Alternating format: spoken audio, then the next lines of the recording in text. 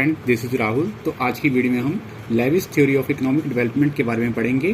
ये थ्योरी उन अर्थव्यवस्था से संबंधित है जिसमें आर्थिक दोहरापन पाया जाता है। मतलब कि एक साइड में तो वहाँ इंडस्ट्रियल सेक्टर होता है और दूसरी साइड में एग्रीकल्चर सेक्टर होता है। दोनों सेक्टर पाए जाते हैं।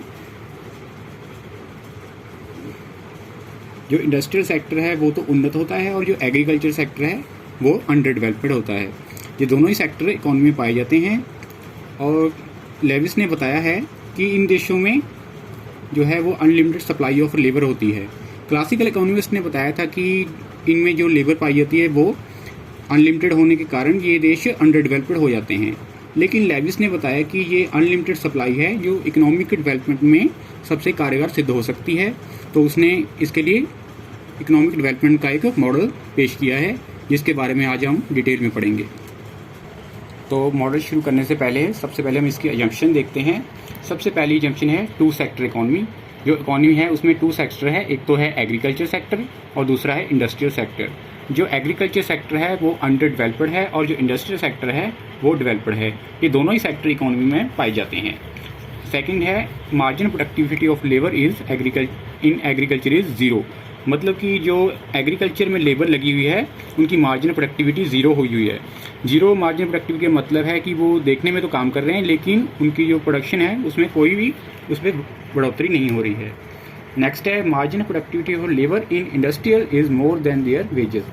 जो इंडस्ट्रियल सेक्टर है उसमें जो लेबर लगी हुई है उसमें उनको जितनी वेजेस मिलती है वो उससे ज़्यादा प्रोडक्शन करके देते हैं। फोर्थ है labour can be transferred to industrial sector. मतलब कि जो लेबर एग्रीकल्चर सेक्टर में लगे हुए हैं उनको हम निकाल कर इंडस्ट्रियल सेक्टर में शिफ्ट कर सकते हैं। तो ये हमारे इंजेक्शन हुए। अब हम इसकी एक्सप्लेनेशन देखते हैं। तो अब हमने लेविस मॉडल की इंजेक्शन देखी है, तो नेक्स्ट हम इसकी एक्सप्लेनेशन देखते हैं। इसके कर्व में देखा जाएगा, हम मान लेते हैं कि ये सब्स्टिट्यूशनल वेजेस है। ये वेज रेट है जो हमारे लेबर जो एग्रीकल्चर सेक्टर में लगे हुए हैं उनको ये वेज रेट मिल रही है। अब उनको हमने क्या करना है, एग्रीकल्चर सेक्टर से लेबर को निकालकर इंडस्ट्रियल सेक्टर में शिफ्ट करनी है। लेकिन उनको अगर शिफ्ट करना है तो उनको वेजेस ज़्यादा देनी पड़ेगी, कुछ लालच देना पड़ेगा, तभी वो इंडस्ट्रियल सेक्टर में जाएंगे। हम मान लेते हैं कि उनको इतनी वेजेस हम दे देते हैं जो कि पहले से ज़्यादा है। अब वो एग्रीकल्चर सेक्टर छोड़कर इंडस्ट्रियल सेक्टर में शिफ्ट हो जाएंगे। अब उनको इंडस्ट्रियल सेक्टर में जब शिफ्ट करेंगे तो उनकी इंडस्ट्रियल सेक्टर में जो मार्जिनल प्रोडक्टिविटी है वो हमारा ये कर्व शो कर रहा है। अब हम इतनी लेबर लगा लेते हैं। अब हम देख रहे हैं कि उसने जो मार्जिनल प्रोडक्टिविटी है हमारी इतनी है और उनको जो वेजेस दे रहे हैं वो इतना दे रहे हैं। हम OW लिख लेते हैं। मतलब हमारी जो कॉस्ट है वो ए पोर्शन कॉस्ट है हमारा, और जो हमको जो उनका इनकम हो रही है वो इससे ज़्यादा हो रही है। ये पोर्शन हमारा जो आ जाता है ये प्रॉफिट हो जाता है। हम इस पॉइंट तक जहाँ पे उनकी मार्जिनल प्रोडक्टिविटी और वेज रेट दोनों बराबर हो जाएंगे तब तक उनके लेबर को लगाते रहेंगे, ON मात्रा को लगाएंगे। अब इसके बाद जो हमारा जो प्रॉफिट हुआ है इसको फिर से री इन्वेस्टमेंट कर देंगे। तो दोबारा से एग्रीकल्चर सेक्टर से लेबर उठाकर इधर इंडस्ट्रियल सेक्टर में लगा लेंगे तो ये हमारा मार्जिनल प्रोडक्टिविटी फिर बढ़ जाएगी। MP1 हमारा जो प्रॉफिट है और बढ़ जाएगा। इस तरह हम तब तक लगाते रहेंगे जब तक कि एग्रीकल्चर सेक्टर में सारी जो अनलिमिटेड सप्लाई ऑफ लेबर है वो ख़त्म नहीं हो जाती। इस तरह मतलब मान लीजिए जहाँ तक हमारे जो लेबर ख़त्म है हुई है तो हमारा ये टोटल प्रॉफिट पोर्शन हो गया। अब हम ये N2 तक हमारी जो लेबर लगाई है और इससे हमें इतना पोर्शन में प्रॉफिट हो रहा है। अब हम इसके बाद देखते हैं कि इसके लिए पैसा कहाँ से आएगा। सबसे पहले हम देखते हैं रोल ऑफ सेविंग। जो अंडर डेवलप्ड कंट्री होते हैं उसमें 3 तरह की क्लासेस होती हैं। एक होती है लोअर क्लास, एक मिडल और थर्ड होती है अपर क्लास। जो लोअर क्लास और लोअर क्लास होती है इनके पास तो सिर्फ गुजारे जितना पैसा होता है, सिर्फ अपनी नेसेसरी गुड्स को ही खरीद सकते हैं, तो ये तो बिल्कुल भी सेविंग नहीं कर पाते। और जो मिडिल क्लास होते हैं ये थोड़ी बहुत बचत कर सकते हैं, सिर्फ ये देखिए सिर्फ 2% 3% इतनी ही सेविंग करते हैं। और अपर क्लास होता है जो इनके पास बहुत ज़्यादा पैसा होता है लेकिन ये अपना पैसा है वो इन्वेस्टमेंट नहीं करना चाहते, ये ऐशो आराम में खर्च कर देते हैं, जैसे सोना चांदी में और विवाह शादी में पैसा बर्बाद कर देते हैं, लेकिन ये इन्वेस्टमेंट नहीं करते।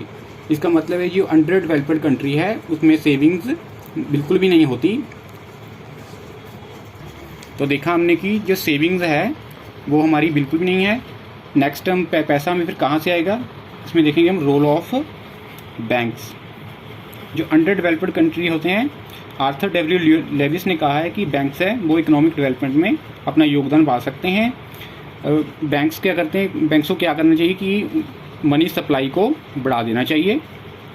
जब मनी सप्लाई बढ़ जाएगी तो रेट ऑफ इंटरेस्ट है वो डाउन हो जाएगी, इंटरेस्ट वो डाउन हो जाएगी। तो इससे क्या होगा, इन्वेस्टर है उसको इन्वेस्ट करेंगे पैसा का, तो इससे इकोनॉमिक डेवलपमेंट होगा। उसके बाद उसकी क्रिटिसिज्म की गई थी कि ऐसा अगर मनी सप्लाई बढ़ाते हैं तो देश में इन्फ्लेशन आ सकता है। तो आर्थर डब्ल्यू लेविस ने कहा था कि इन्फ्लेशन आएगा तो सही, लेकिन वो सिर्फ थोड़े समय के लिए होगा, लंबे समय में वो फिर से कम हो जाएगा, क्योंकि वस्तुओं की सप्लाई भी बढ़ जाएगी। इस तरह जो इन्फ्लेशन है वो अपने आप ख़त्म हो जाएगा। तो अब हमने एक्सप्लेनेशन देखी, तो लास्ट में आता है एंड ऑफ प्रोसेस। मतलब कि ये जो इकोनॉमिक डेवलपमेंट का है प्रोसेस है वो एक अनलिमिटेड समय के लिए नहीं चल सकता, इसका कभी ना कभी एंड हो ही जाएगा। तो एंड होने के क्या कारण हो सकते हैं, हम ये 2 कारण देखते हैं। सबसे पहला है जब कृषि क्षेत्र में किर्त खत्म हो जाए। जब हम एग्रीकल्चर सेक्टर से लेबर को निकालते जाएंगे तो एक टाइम ऐसा आएगा जिसमें जो अनलिमिटेड सप्लाई ऑफ लेबर है वो ख़त्म हो जाएगी, तो तुम्हारा जो इकोनॉमिक डेवलपमेंट है वो भी रुक जाएगा। सेकंड है दिखावा प्रभाव, जिसे हम डेमोन्स्ट्रेशन इफेक्ट बोलते हैं। जब एग्रीकल्चर सेक्टर से इंडस्ट्रियल सेक्टर में लेबर को लाया जाता है तो वो इंडस्ट्रियल सेक्टर में जो पुराने लेबर होते हैं उनके देखते हैं तो उन्हीं की तरह अपने जीवन की नकल करने लगते हैं, तो ज़्यादा वेज की मांग करेंगे जिससे कि प्रॉफिट कम हो जाएगा, तो जो प्रोसेस है वो पहले ही ख़त्म हो जाएगा। तो ये आर्थर डब्ल्यू लेविस का मॉडल था। तो लास्ट में हम इसकी क्रिटिसिज्म देखते हैं। सबसे पहली है MP is not is equal to 0। वे मार्जिन प्रोडक्टिविटी है जो एग्रीकल्चर सेक्टर में, आर्थर डब्ल्यू लेविस ने बताया कि margin productivity of labour agriculture sector में 0 होती है। लेकिन ऐसा नहीं होता। अगर हम एग्रीकल्चर सेक्टर से लेबर को हटाएंगे तो एग्रीकल्चर सेक्टर में जो है प्रोडक्शन कम हो जाएगा, तो एग्रीकल्चर सेक्टर को भी हमारा लॉस होने लगेगा। सेकंड है migration of labour is not always possible. तो आर्थर डब्ल्यू लेविस ने बताया है कि हमें एग्रीकल्चर सेक्टर से लेबर को निकालकर इंडस्ट्रियल सेक्टर में लगा देना है, लेकिन जो एग्रीकल्चर सेक्टर में लोग होते हैं उन्हें निकालना मुश्किल होता है, क्योंकि वो अपने गांव से जुड़े हुए होते हैं, वो अपने गांव को छोड़ना नहीं चाहते। थर्ड है entrepreneurs lack. Under developed countries में एंटरप्रेन्योर नहीं पाए जाते। जब एंटरप्रेन्योर कम होंगे तो इन्वेस्टमेंट भी ही नहीं होगा। फोर्थ है इन्फ्लेशन। क्रिटिसिज्म हुआ था एक कि इसमें इन्फ्लेशन आ जाती है, जब मनी सप्लाई बढ़ाई जाएगी तो इन्फ्लेशन आएगा। आर्थर डब्ल्यू लेविस ने बताया कि इन्फ्लेशन है जो बाद में कम हो जाएगा, लेकिन ऐसा होता है कि अगर एक बार इन्फ्लेशन आने लगती है तो काफ़ी लंबे समय तक वो इन्फ्लेशन ही आती जाती है। इसके बारे में आर्थर डब्ल्यू लेविस ने कुछ नहीं बताया। तो ये था हमारा आर्थर लेविस का इकोनॉमिक डेवलपमेंट का मॉडल। तो नेक्स्ट वीडियो में हम रेनिस फे मॉडल करेंगे। Thank for watching.